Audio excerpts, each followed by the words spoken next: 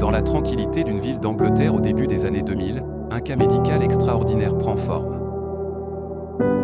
Un homme, connu sous le pseudonyme de Graham, se présente à l'hôpital avec une déclaration stupéfiante.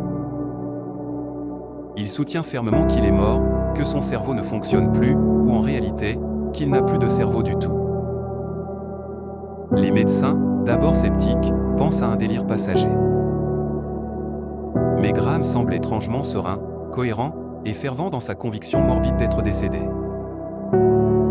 Son calme et sa lucidité poussent les spécialistes à envisager un diagnostic hors du commun, le syndrome de Cotard, ou syndrome du cadavre ambulant, un trouble neurologique extrêmement rare. Dans le cas de Graham, la situation est tragiquement précise, il est persuadé que son cerveau a pourri, disparu, ne laissant de lui qu'une coquille vide marchant parmi les vivants. Les médecins, perplexes, décident de rapidement procéder à des examens plus poussés.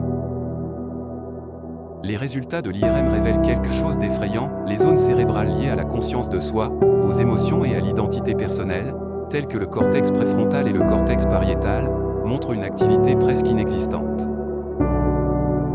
Pour les praticiens, l'état du cerveau de Graham ressemble à celui d'une personne endormie ou sous anesthésie, bien qu'il soit consciemment éveillé. Les conséquences de cette condition sont déroutantes.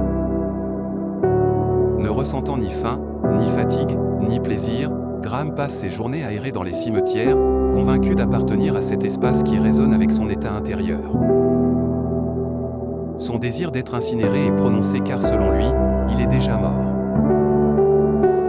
Mais peu à peu une thérapie intensive lui permet de renouer avec la sensation d'exister.